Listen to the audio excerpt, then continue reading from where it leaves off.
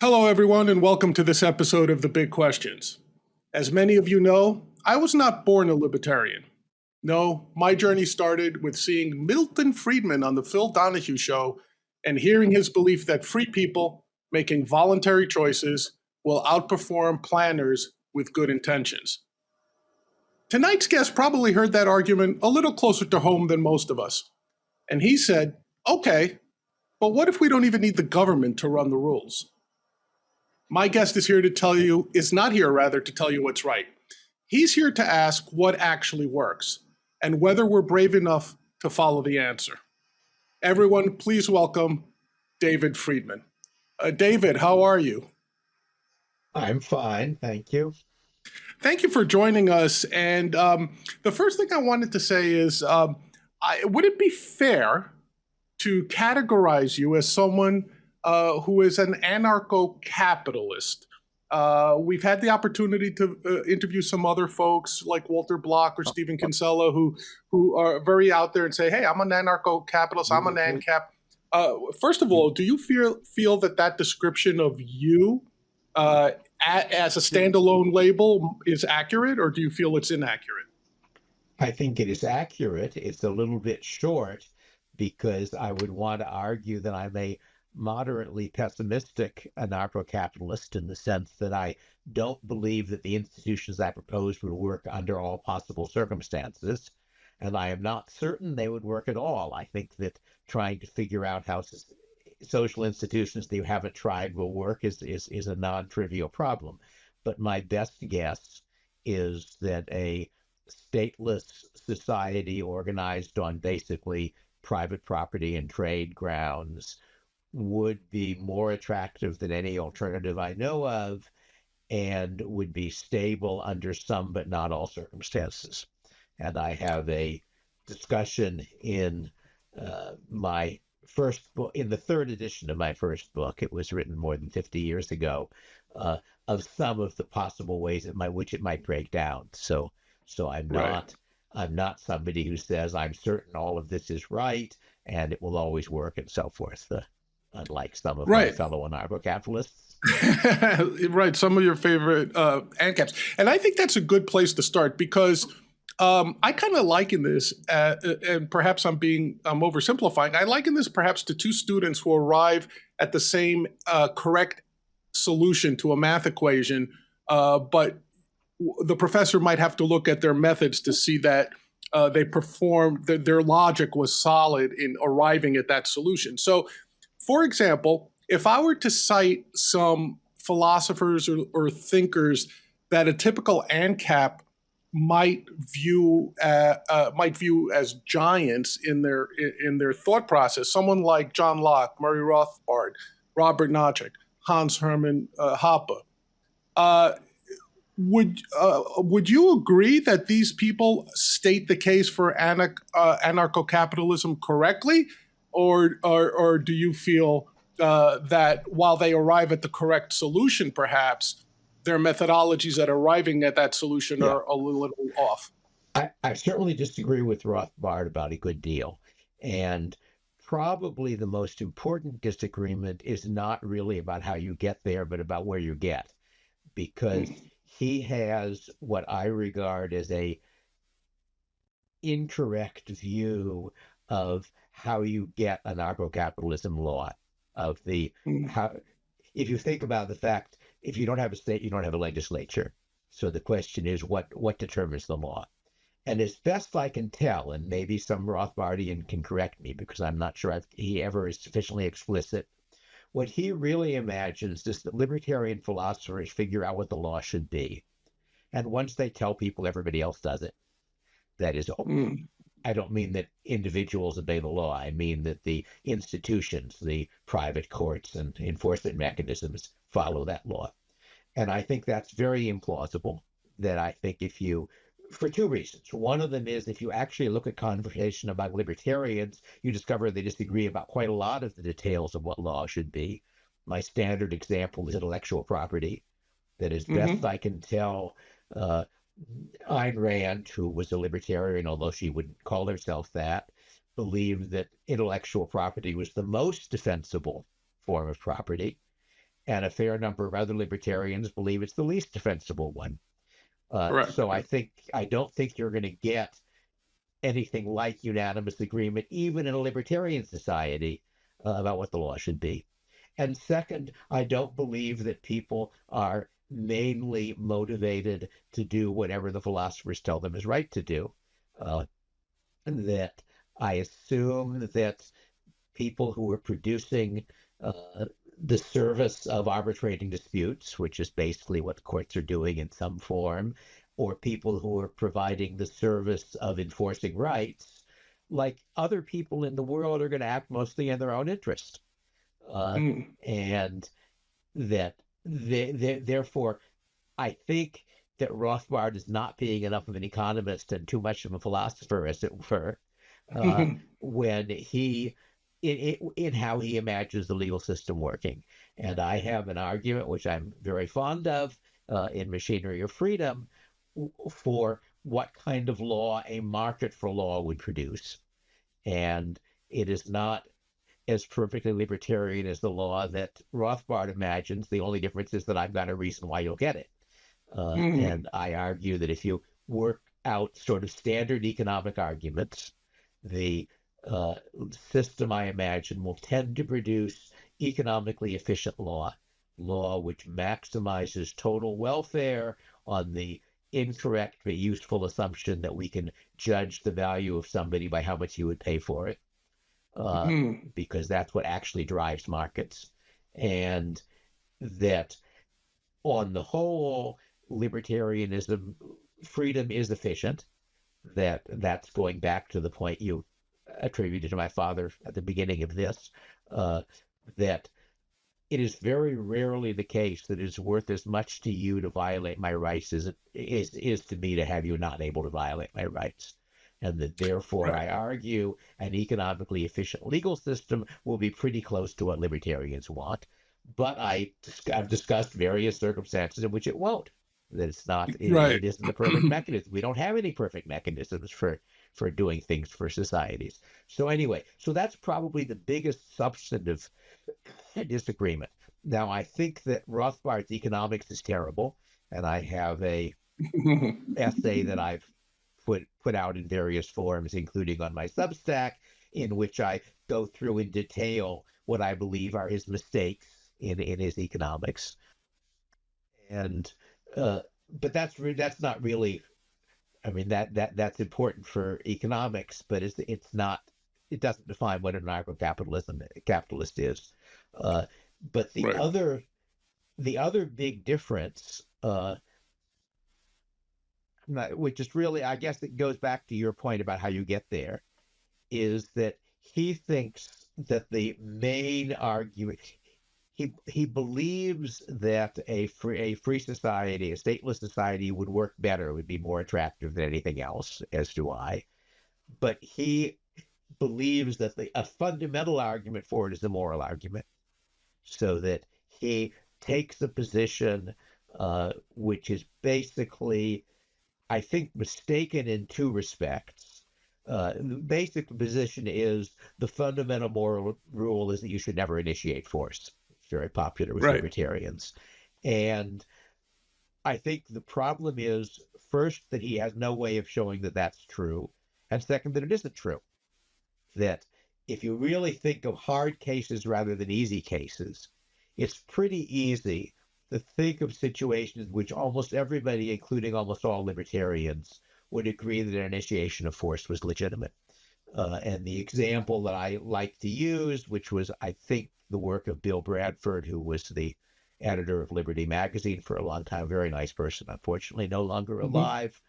And his example was to imagine you have an apartment on the 10th floor of an apartment building. You manage to fall off the porch. By good luck, you catch hold of the flagpole on the 9th floor balcony, and you're working your way into the balcony hand over hand when the owner comes out and says, "You do not have permission to use my flagpole." Right. And I don't believe that Rothbard would let go. And Correct. I don't believe that he should let go. And there are various ways people don't like to admit that the that the rule they believe in is not a perfect rule. And they say, well, it's all right because you're going to compensate him. And I say, well, really, do you believe in eminent domain? Because you're claiming that you can seize his property and then you have to compensate him without his permission. Uh, and they don't, that doesn't fit the rhetoric of libertarians in other contexts. So that's my Correct. Yeah. standard. That's Bill's example. I had a different, and I think less dramatic example that I've used in the past, a couple of them. But I think that basically that non-initiation of coercion is a good rule of thumb. It will usually lead to attractive results, and it usually fits my moral intuition. I don't have a good theory of by which I can prove morality. I can only report what seems right and wrong to me, and that would be another long discussion.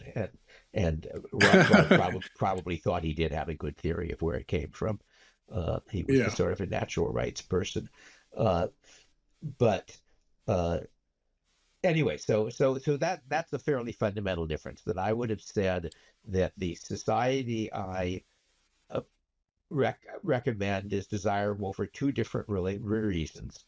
One of them is that it involves less rights violation than alternative societies, and one of them is that people are better off by their own values. Right. And the advantage of my line of argument, from a purely practical standpoint, is that I don't have to convince anybody of my moral position. That what my basic argument is that people have different values, but there's a huge amount of overlap. Almost nobody thinks it's a good thing if people starve to death. Almost everybody thinks that people being happy on the whole is a good thing, short of drug hazes or something. That there's enough in common so that there's enough in common among their values, and a libertarian society is enough better than alternatives so that by almost everybody's values, it would be better. And that means that the argument is about economics, not morality. That the argument is the economic argument about why these institutions produce a better result, rather than trying to persuade people that they're morally right. So that would be a major, as it were, tactical difference. But also, I expect, I'm not sure, but my guess is that part of the reason Rothbard is an anarcho-capitalist is that he believes in the non-initiation of coercion rule, and I don't. Right. So, and it's interesting that, and of course, thank you for that explanation. If some folks listening might say, okay, I kind of follow David on his line of reasoning. I think most, if not all, cultures on the planet would agree to say that murder is wrong. Violence in the absence of self-defense, murder in the absence of self-defense is wrong. The distinction, if you agreed with that statement, your distinction would be is not because I think murder is wrong in and of itself. If I understood you, your position would be murder is wrong because it does not provide the greatest amount of benefit to people on the whole. Is that a fair summation? That's too strong, because I don't have a very tidy system, and I value both respecting people's rights and getting good results. Murder is a somewhat loaded term because, in a sense, murder means the kind of killing we disapprove of. That right. Very few people would say that if somebody is dying of a terrible disease and asks you to kill him, that's murder, but it is killing. And most people don't think of warfare deaths as murder. Though that's going to vary with people. So I would have said both that one reason why you should have rules against murder is that it is wrong to murder people. Another reason is that having such rules results in a better society, and a more attractive society in terms other than the morality of murder. And one of the interesting puzzles which I discuss a bit in my book on law and economics, Law's Order, is the correlation between moral rules and legal rules. And it's not clear. I don't think we have a good general for it, that we know in a particular society what the official mechanism is, but what really determines whether the courts believe X or Y. And I think actually it's a three-way correlation between what's morally right, what is legally right, and what is economically right, what leads to efficiency.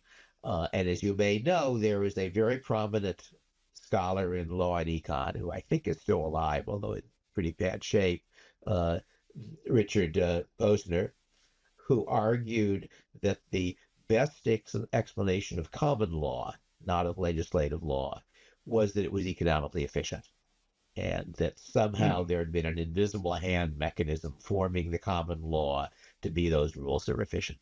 And it was a very interesting conjecture, and it leads you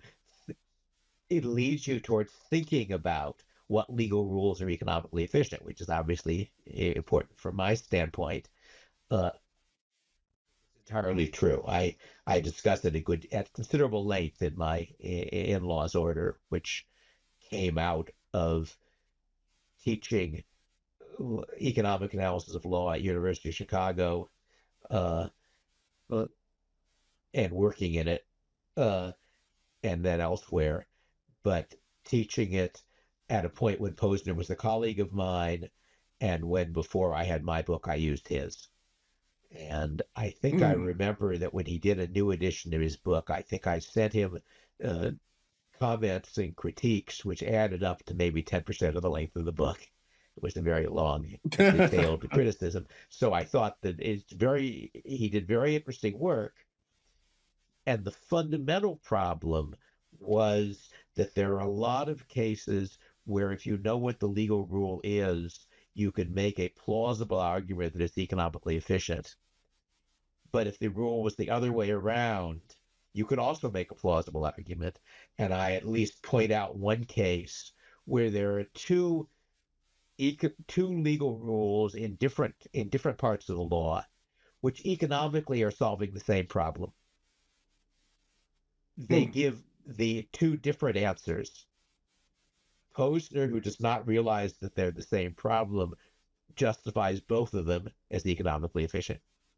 So that was my example. I don't know if Posner gave me a very nice blurb for the book, so he may have actually read all of it. So I don't know if he responded to that particular point or not. He didn't discuss it with me, but he was an interesting person, and a major figure in the field, obviously. But I think he treated his conjecture as with more confidence than he should have. But it was a very interesting conjecture, and it's at least in part true, I think.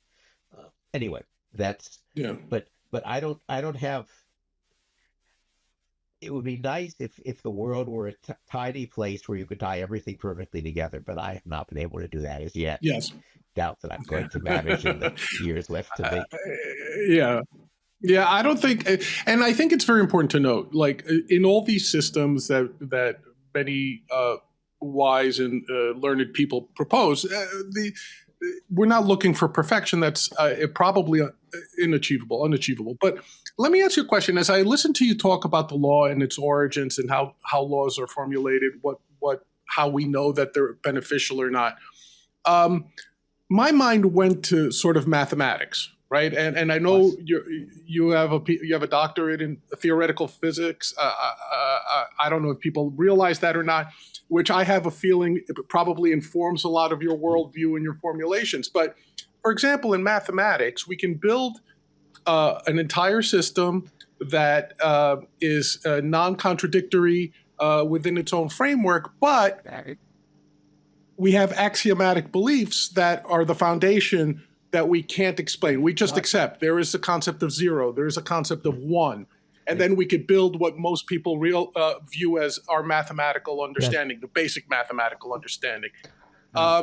do you view the law, but you don't, as my understanding, correct me if I'm wrong, you don't view that the law has any of these axiomatic beliefs, or do you? I think if you were smart enough, you might be able to figure out what the law should be. But I think if you look at how the law actually is, it is more complicated than that. That's right. That I think, uh, Right. and as I say, Posner was offering a conjecture along those lines. He thought that for the common law, it was basically the set of rules that led to economic efficiency. And there was somebody else, I'm trying to remember who, somebody smart, maybe might have been Earl Thompson, who was an economist who I thought highly of, who made the same argument the other way around for legislative law. And it was probably Earl Thompson, who was a very smart guy who held odd beliefs and offered interesting defenses for them. And that does seem to be sort of the playground of the ANCAPs, right? They love putting forth these sometimes shocking conclusions, logical conclusions of their positions, and it's interesting to follow. Let me ask you this: there's and we can. And I mean, it's very easy for me to say I'm not an anarcho-capitalist. It doesn't fit my framework. One of the objections I hear to ANCAP is, well, okay, in general, let's say I agree with David. I agree in his framework. Perhaps it works in small communities. It works in small doses. But is it a system that scales to the level of nations? Okay. I think you have it backwards. Go ahead. I'm sorry. The system that doesn't scale is central control. That if you think about it, a system of a pure socialist system, a system in which you have some authority who tells everybody what to do and they do it, works for small groups. It works pretty well for a monastery. We've had communes up to 100 people or so, the Oneida community. It only lasted for about one generation. There are civility problems, but if you think of a small firm is in effect a mini socialist state where the owner is telling everybody what to do. He's telling them what to do only in business hours, so to speak. And the problem with centralized control is that it doesn't scale. That if you think about the model of somebody at the top telling everybody what to do, well, if it's one person at the top and four people at the bottom, and if the one person is smart and clever and a nice person and so forth, he may be able to figure out what everybody should do better than they could. But if you're talking about 8 levels of bureaucracy, because you need that in order that one person can control 1 million people or 100,000 or something, then it works very badly. And it works very badly for, I guess, 3 different reasons. I think 3 different reasons. One of them is that coordinating 1 million people is a much, much harder problem than coordinating 4 people. And in the standard example is somebody's example with the making a pencil, that if you work out all of the inputs and all of the chains of causation, it takes 1 million people to make a pencil, because somebody has to mine the iron to make the chainsaws, to cut down the trees, and so forth, and so on, and so forth, and so on. It's a nice dramatic example. It's a very simple one. So it's a very hard problem. Second is it is very hard for the person at the top to know what's happening, because the people below him all have their own incentives, their own interests. And if I'm in fact taking time off because I like playing World of Warcraft, I'm not going to tell my boss that. I'm going to tell my boss, well, I finished that project, and no, I haven't finished that project. I've got to work some more on that project. I'll get back to you next week, and so forth, and run that through all of the layers. It becomes harder and harder for anybody at the top to know what's happening. And the third reason is that the person at the top is very different from the people at the bottom, and he may act from his own self-interest, so that You have lots of cases, not all dictators. Some dictators, I think, really were trying to make their country better. Uh, but an awful lot of dictators took the opportunity to live a very luxurious life for themselves and to do things that made them less likely to lose power, but made their country worse off, and so forth. So that the problem of scaling with centralized control is one of the reasons why it doesn't work, except on a very small scale, and that decentralized, the market solution, scales very nicely. And if you think about not anarcho-capitalism, but about the world economy, somehow people in Finland make things that people in America buy. I was just Yes. one of my hobbies for a long time has been historical recreation, and I used to do sword and shield fighting, and I'm too old for it now. But my son has gotten interested in the idea, and so I've been looking at things for him. And it turns out that one of the places you can buy armor, which people in the hobby seem to think well of, is Finland for people doing this hobby in Yes. America. And there is no Yeah, yeah. world government controlling it, but somehow or other the entrepreneurs in Finland figured out what American customers wanted to buy and figured out how to maybe they're getting some of their inputs from Russia or from somewhere else. I don't know. I'm told that a lot of the riveted chainmail that's now available, which is very impressive if you were trying to make chainmail 50 years ago, is coming out of Russia. So we observe the basic approach scaling, and whether the particular application of it to law and legal system scales, and that we'd have to find out. But we also observe the Right. centralized approach not scaling very badly. Yeah, and I guess first of all, I agree with you 100%. Markets are much more efficient than any sort of centralized control. I think that's just a basic free market premise that most, if not But all, it's not true for very small groups. If you think agreed. about it, Yeah, like our as family you may units. know, Yeah. there was a controversy roughly between the wars, is referred to as the calculation controversy among economists, with market economists such as Mises and Hayek arguing that a centrally planned system couldn't work, and socialist economists, some of them very bright people like Gabel Lerner, arguing that it could and discussing it. And Coase, much later, pointed out uh, if the market size had been as strong a result as they thought it was, or at least as many people thought it was, there would be no firms. That if it's really impossible to rationally calculate, except in the context of a market, since inside a firm there is usually no market. Inside a firm, it's employees taking orders essentially. That would always be outcompeted by a system in which instead of having people in a firm, you had a bunch of individuals contracting with each other. And that doesn't happen. And Right. there's an interesting book called Market and Hierarchy by somebody a little later than Coase, but influenced by him, which goes into what was referred to as the inside contracting system, which existed in the 19th century. And it wasn't quite as extreme as that. But it was very small firms contracting with each other to produce what one large firm might have produced. I think his example, was was making guns, where you had one firm making the stock, and one firm making the barrel, and one firm making Right. and one firm assembling all of them and selling them, and so forth.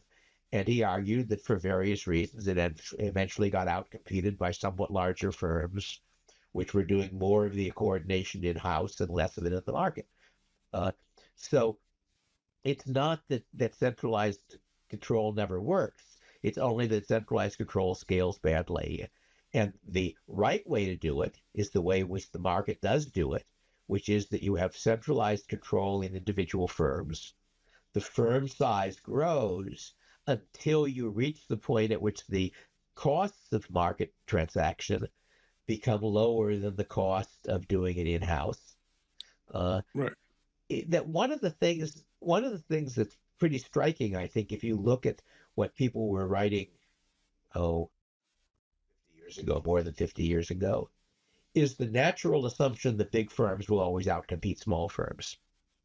So Yes. one of my favorite essays is George Orwell, and Orwell was a socialist who was wrong with socialism, uh, but he didn't think there was anything better.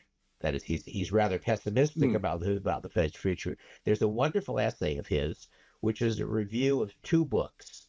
One of them is The Road to Serfdom by Hayek, and the other is a book by a left-wing British, I think, member of parliament called Connie Ziliakis.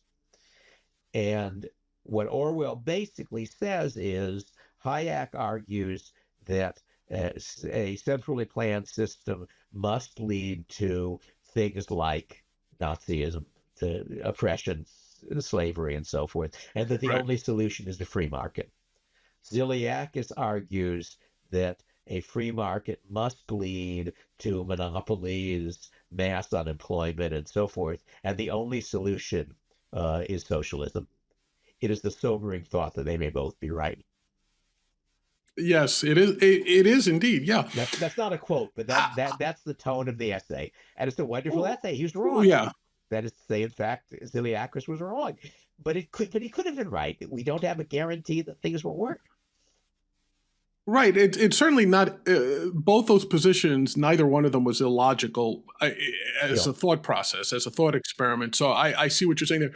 I guess also what I was trying to get at is, as someone who self-professes to be a minarchist, as myself, I am all for free markets. I don't think there's anything more efficient that we've yet discovered.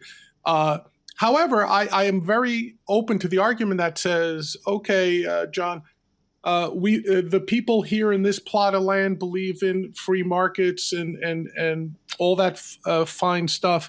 But what about the aggressor?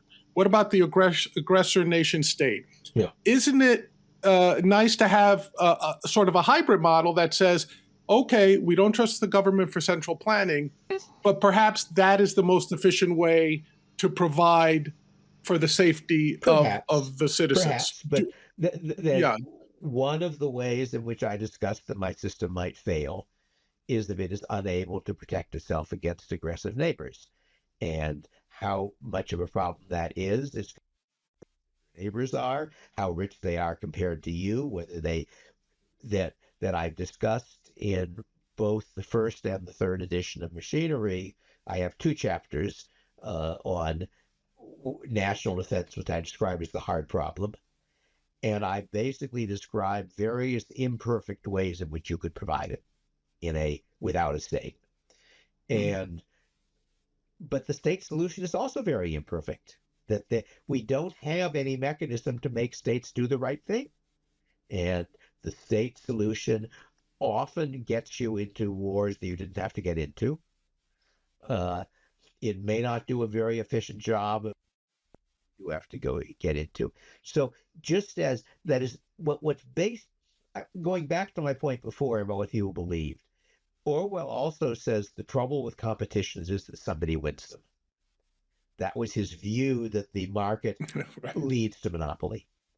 And if you don't realize that there are increasing costs as you scale up central control, then it seems like a natural feeling, because you say, look, the big firm can do everything the small firm can do, plus it's got economies of scale as an advantage. Maybe people ought to have other advantages, which may have been mistaken, but it has at least that one. But once you realize that there is a diseconomies of scale in running a firm, you then say, all right, well, firms will grow up to the point at which any growing any more would mean that their cost of production were higher than the competitors, and they'd lose out. So similarly here, that it isn't that the market always gives the right answer. It's just that we don't have a better mechanism.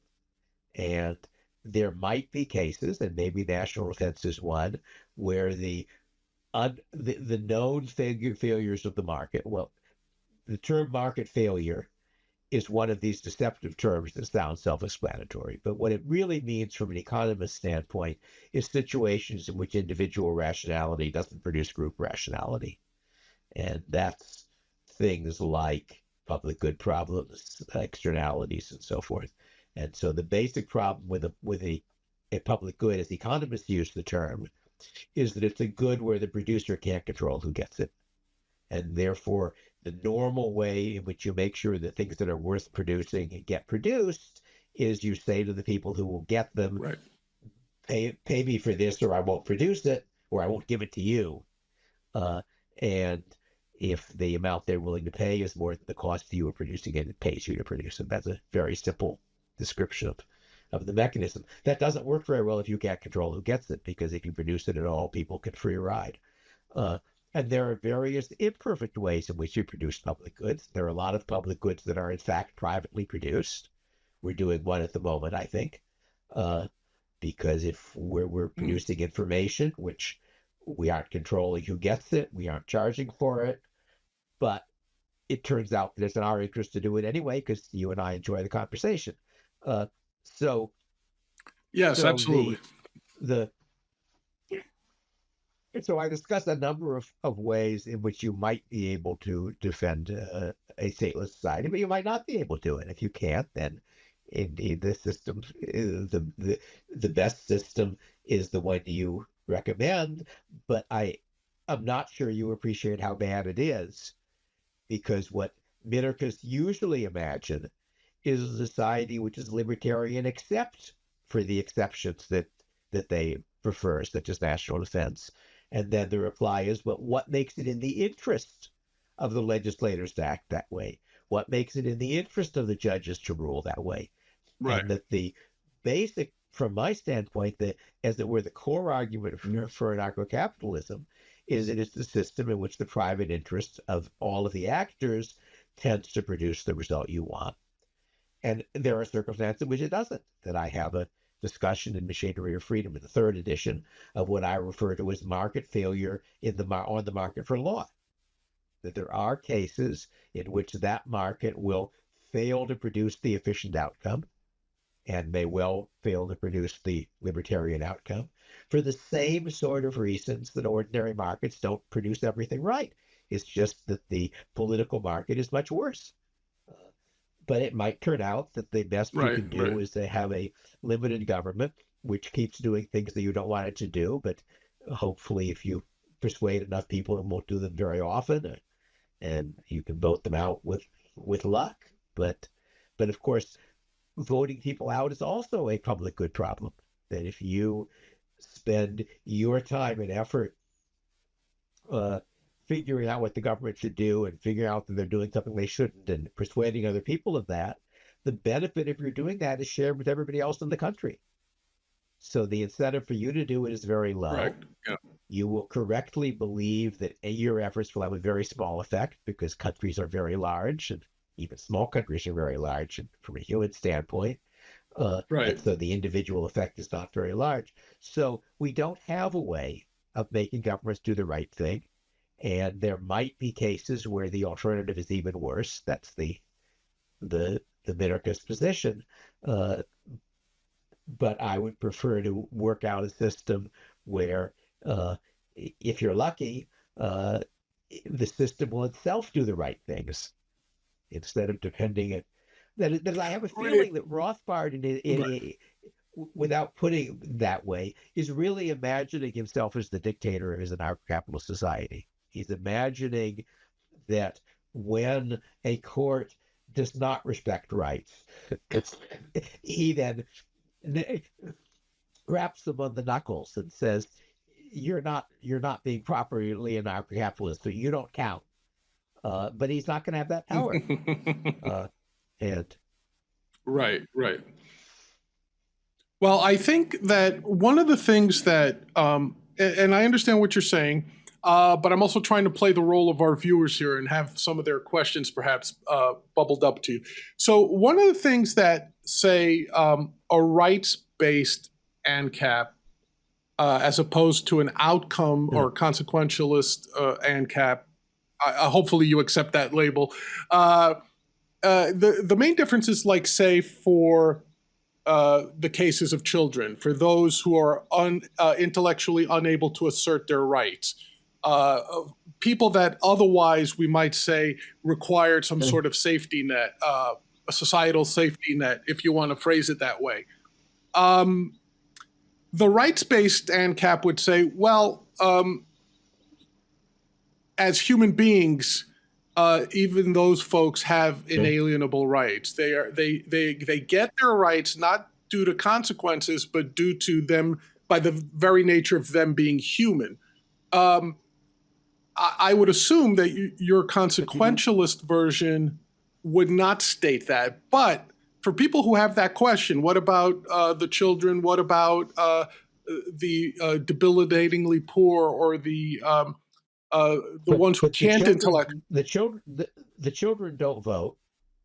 Right. The debilitating poor might vote, but they're likely to vote pretty incompetently. So we don't have political institutions that will take care of them. To the extent that people, that is, it is true that in the particular version of anarcho-capitalism I imagine, whether your rights are protected ultimately depends on whether there are resources going to make it in the interest of the enforcers to protect them, Right. and that therefore a poor person will have his rights less well protected than a rich person. But that's true as well now as well. That Right. if you look at where the high crime rates are, they're in the inner city and places like that. If you look at the actual, I spent a year at Cornell in the law school visiting there, and no, I'm wrong. It was when I was at Santa Clara University, and we were interviewing somebody who was a Cornell graduate for a possible position at the university, and he had worked in Cornell. I volunteered with basically providing legal services to poor people, and I asked him the question, from your experience, does the fact that the state has the right to take children away from parents who are treating them badly, on the whole, make things better or worse? And he said that he couldn't say for world as general, but in Ithaca, New York, where his experience was, it made it worse.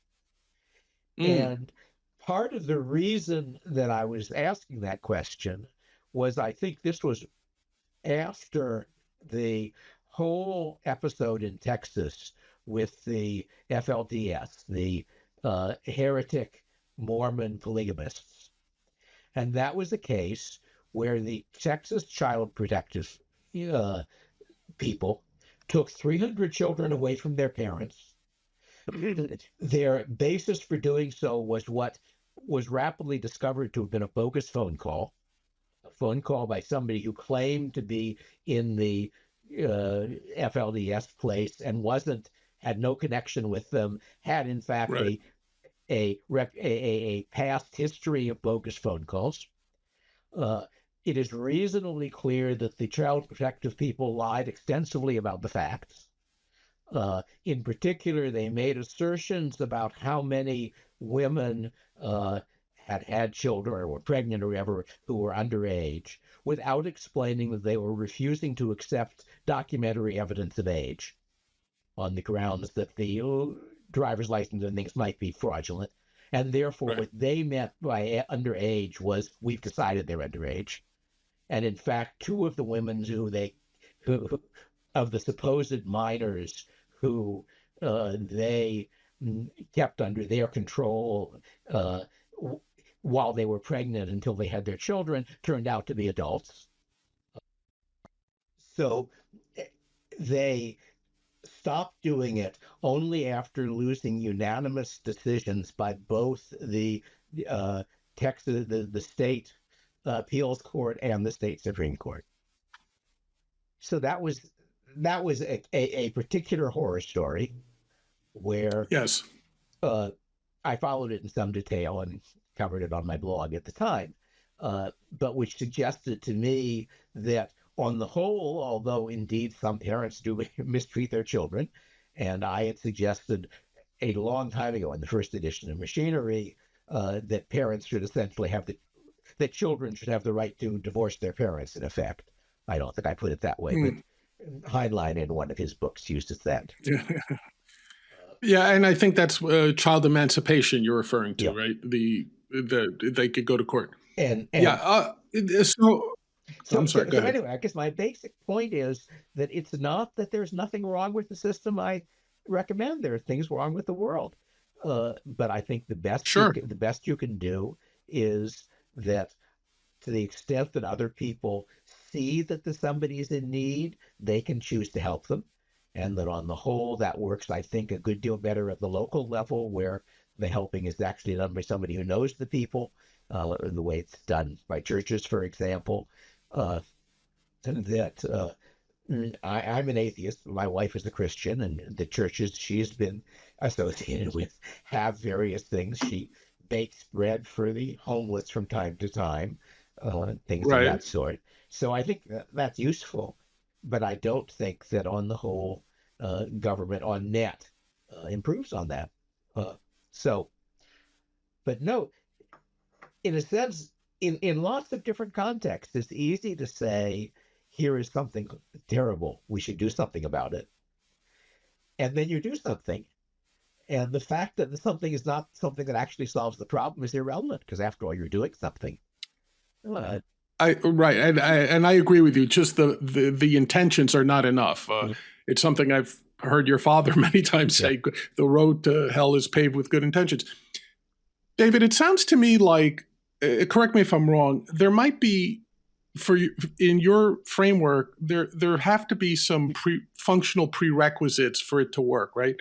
One would be competition, as you mentioned, the ability to have some feedback and some way of deciding whether a particular system has a net positive or a net negative. The ability to make choices, free will, if you will, and also the ability to voluntarily join or exit any given system. Would you agree with that? Did I miss anything, or do those seem to be the functional prerequisites? In terms of competition, one of my two main ways in which my system could break down, could fail. One of them is external, by a foreign invasion, if it does not defend itself adequately. And the other is internal, if you end up with a small enough number of rights enforcement agencies so that they can cartelize. And they, in effect, reinvent government on the grounds that stealing is worse for the society, but it's better for them. And that's the case. And as you may know, I've written some about Saga period Iceland, which was what I describe as a semi-stateless society, because there was a single legal system, but enforcement was entirely private. And that eventually broke down. And it lasted longer than our system has lasted so far. And it broke down arguably less badly than our system was, in the sense that the Civil War happens within the first century of the U.S. history, and it killed a significant fraction, probably several percent of the population. The equivalent in Iceland, which was spread over a much longer period of time, starts about 200 years, maybe 250 years into the system, probably kills a fairly small number of people, but does lead to the eventual breakdown of the system. But I think that part of the reason for the breakdown is that power became more centralized. That basically the original system, you had about 40 people who had a legal right, sort of a property right, that lets other people plug into the legal system through them. So it's sort of as if you had, well, I'm not sure I can think of a good analogy, because it was a different system, but let's see, I guess certainly by 300 years into the system, and probably earlier than that, those rights were in fact controlled by family coalitions each of which held multiple ones, so that you really had more like 3 or 4 or 5 players rather than 40. And I think Right. that might be part of the reason that the system broke down, that it became unstable, and that you ended up that instead of a violent conflict over the fact that you cut wood in my forest and didn't pay for it, or you killed Right. my cousin and didn't pay the damage payment for killing somebody. You have violent conflict, which looks a whole lot like they're about who is going to be running Iceland when the dust clears. And that's a Mm. much more unpleasant kind of conflict. So, but I'm not sure that's right. There are various theories. It's not like we can Right. do a repeat experiments 100 times with 100 parallel Icelands. Uh, but anyway, so I think the competition is going to be important to whether it works. I think, trying to remember other things, I think individuals, part of the system I'm describing is one in which individuals do have free choice. Right. Now, if you think of a sort of a fantasy magic system in which people can get control of other people, then it might stop working.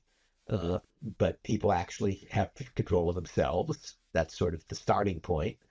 In a sense, the economic argument, one economic argument for freedom, is that it's much cheaper for me to control my arm than for you to control my arm.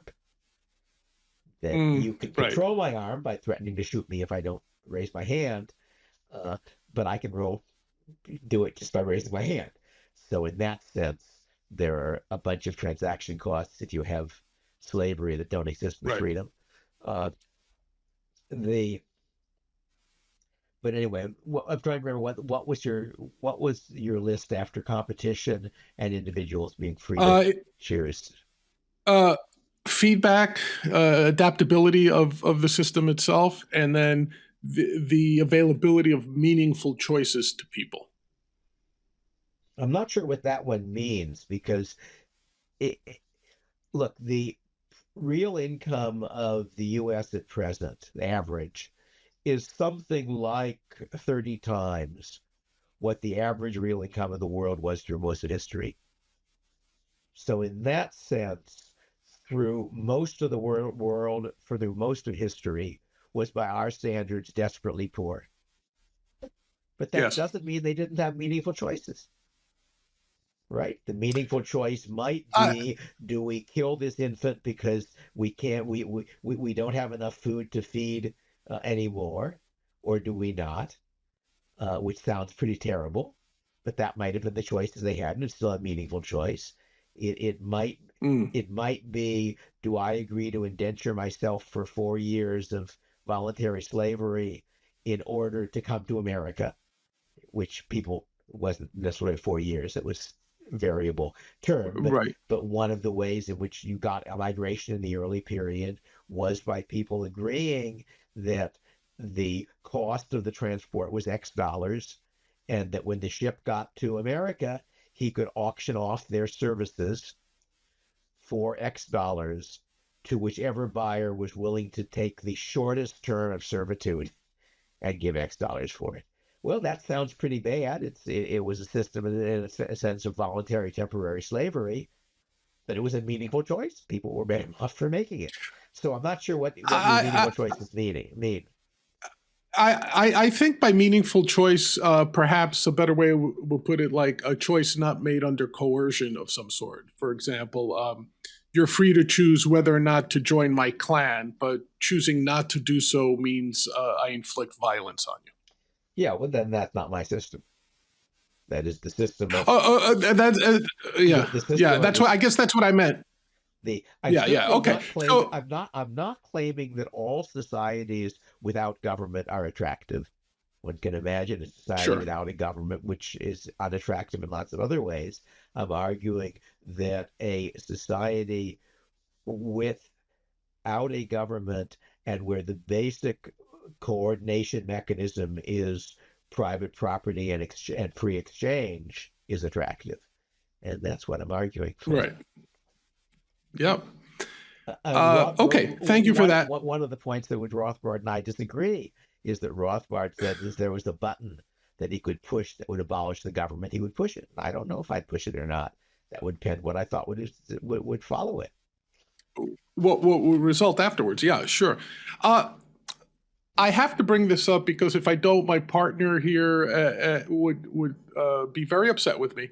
My friend and co-host on another show, Mike Termite, is a big fan of yours, and he wanted me to ask you: are you planning to attend the Prospera Free Cities Conference in Honduras this year? I don't think so. Because he's going and he would love to meet you. I don't think I am.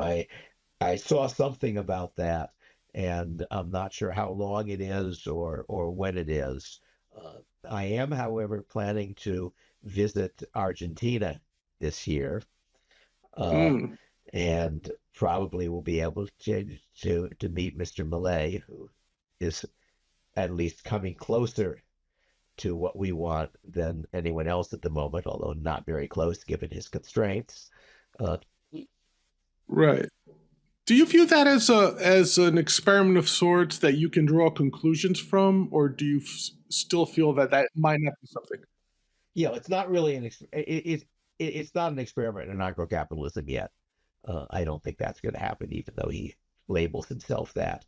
But it's an experiment in moving a society to something much more like a free market society. It's really, it's not even minarchy. He's not going to be able to go that far either. But it's going to move. He's trying to move things in a substantial direction away from what was wrong with that economy towards what could be right with it. And as you may know, Argentina, 150 years ago or 125 years ago, yes, was one of the richest countries in the world. Yes. And could be. I think it just seems to me that in that part of the world, you see these wild swings in government applications, and as instructive as some of them may have been, we still failed to learn their lessons. Of course, there's the miracle of Chile, Venezuela, Argentina, as you mentioned. Yes, Chile is the interesting case because there you had a big swing towards a market society. It was extraordinarily successful. Chile became, I think, the richest country in South America. I'm not sure, but I think that's the case. And it hadn't been before. It's a weird country if you look at the map. It's a long, thin strip. And then there was a lot of political opposition to it. Now, I gather, I haven't really followed the politics. I gather that the opponents lost the most recent round, that there was an election, and the left-wing person did not end up getting the majority. And how much of a compromise is happening, I really don't know. But I'm going to go. I'm planning a week in Chile and a week in Argentina. So I will at least talk to the local libertarians and find out. Sure, and please let us know what you find there. All right, David Friedman, thank you so much for this conversation. I really enjoyed it. We have reached towards the end of the show where I have a little section called Silly Questions. And I ask these of all my guests just to get so people get a better sense of you as a person, not necessarily as someone who's informing us of their position. So let me ask you this. First question. After years of medieval reenactment in the Society for Creative Anachronism, what's one rule people think they require authority for, but it turns out that they mostly don't?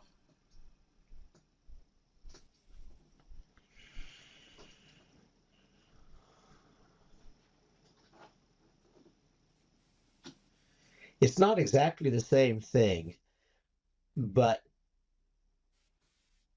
in my experience, the SCA is more medieval in practice than it is in theory.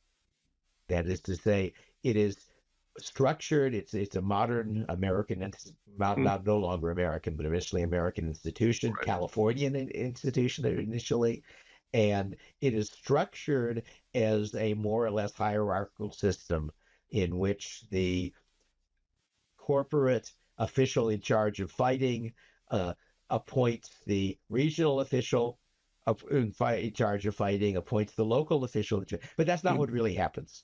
What really happens is that the local group finds somebody who's willing to be in charge of the fighting, tells the next step up, we found somebody, and he approves of it, and so forth. So it really is a system where I like to say that the defining feature of a feudal order is that the key resource is held at a low enough level so that the ruler is a coalition leader rather than a real absolute monarch. That people tend to confuse feudalism with absolute monarchy, but in fact, absolute monarchy was was the destruction of feudalism. And in the SCA, the key resource is volunteer labor, and volunteer labor is controlled by the local group. So, so that is not exactly your point, but it's a related point. The way in which the dynamics of the situation drive things, even if it's not going the way the formal organization thinks it should. Yeah, it seems like the intent was for the hierarchy to work top down, but it ends up either bottom up or close to the bottom, and then working its way up. Okay. Second question. Pick one scientist you admire and one economist or libertarian thinker you admire. Now pretend they're locked in an intellectual thunderdome. Who walks out and why?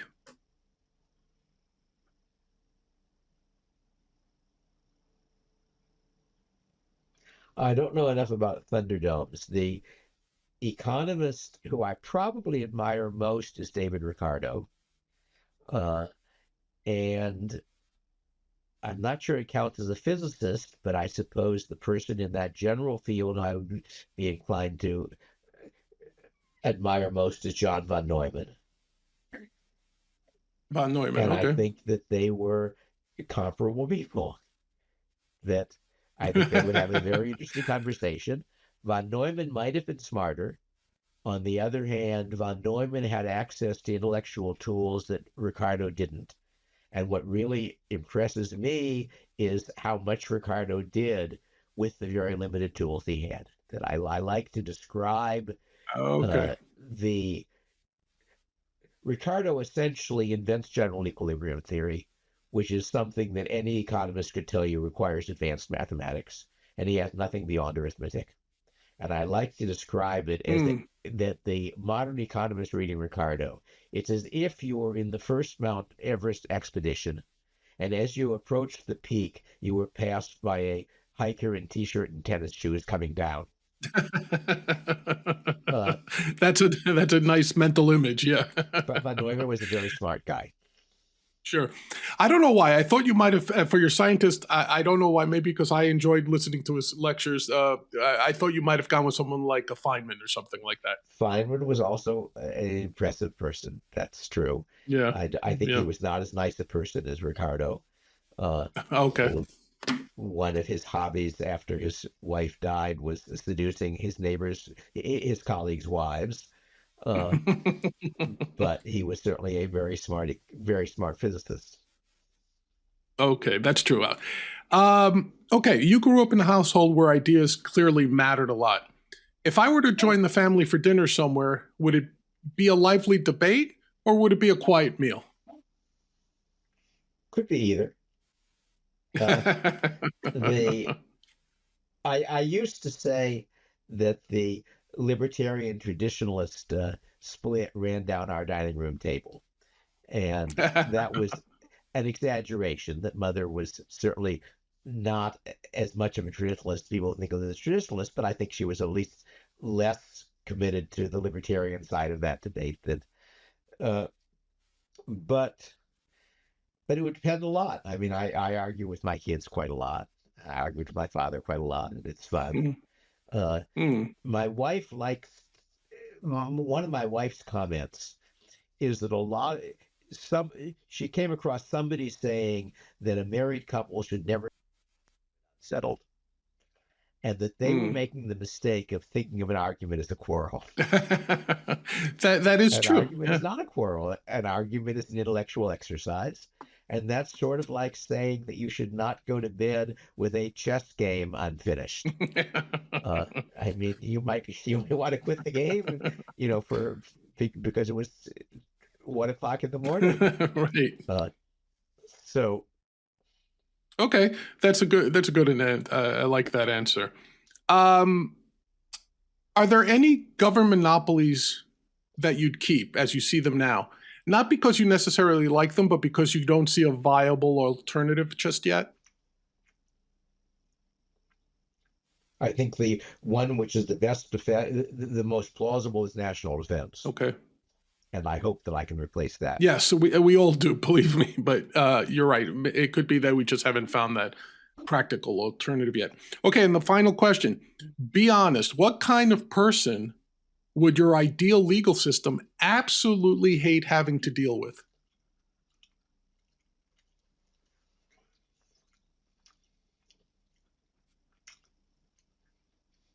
A competent con man? A competent con man. Yeah. Somebody who was good at persuading people of things that were not true, that was in his interest for them to believe. Do you see anybody out there that might fit this description that you just made? Any real life examples? No one in particular occurs to me. That Trump does it for certain people, but he's very obvious about it for most people. So he's a competent demagogue, but I'm not sure he'll be competent. He'd probably be a more competent than average con man, but I don't think he would be an extraordinarily competent con man. Right. Not to focus on President Trump, but a con man who was very good at persuading people to act against their own self-interest consistently would represent the greatest challenge to your legal framework. Yeah, I think so. Okay, great. David Friedman, thank you so much for joining us. Please, is there a book you have coming out or something you would like to promote that you'd like to let the viewers know about? Yeah, I have a Substack, which I post on every 3 days. Oh, okay. And I am in the process of on my webpage, I have my past posts sorted by topic, okay, with links to each post. And part of the idea, a number of my books were written as a result of teaching a course for years. Right. And I'm not teaching anymore since I'm retired. So I'm trying to use the Substack as the equivalent of that. So what I'm doing at the moment, I'm a good deal of the way through taking all of my posts on climate issues and converting them into a short book. The title is probably Consequences of Climate Change. Okay. Because I think the main thing wrong with the current orthodoxy is not the view of what's happening. That is, the view of what's happening by the sort of popular view is wildly wrong, but the professional view of what's happening, the IPCC and people like that, I think may well be correct. Is at least a pretty good guess at what's happening. What's wrong is that they are looking at almost entirely the negative effects of the change. There is no a priori reason to think that warming makes us worse off. Indeed, some reason to think it might make us better off. It has negative and positive effects. If you know it's bad, you look only at the negative effects. And I want to argue that it is unclear whether the negative effects total more or less than the positive effects. And along the lines of that the discussion of these issues is in many ways drastically dishonest or incompetent, which is why you should not accept, without thinking about it, what even the professionals think about the consequences. So that book probably will be coming out within the next year. Oh, okay. But for the moment, you can read my Substack. It's free. You can go to my webpage and see the list of several hundred Substack posts I've written so far, sorted by topic, and see if any of them sound interesting. The topics include climate, economics, figuring out what's true, marriage and sex, something like some title like that. A little bit on literature and poetry. Actually, I guess 3 of my posts in this year were on poets that I like. Excellent. And I'm going to have one more of that group that is written but not posted yet. So I cover a very wide range of things, of subjects in the Substack, but I think it's fun. It's a way of making me stay intellectually engaged and productive, and with luck, it's going to produce a few books. Yes, certainly. And that would be daviddfriedman.com. My webpage is daviddfriedman.com. It has most of my books and writing you can read for free from that. And it has a link to the Substack, and it has a link to a sorted list of past posts. All right, that sounds fantastic.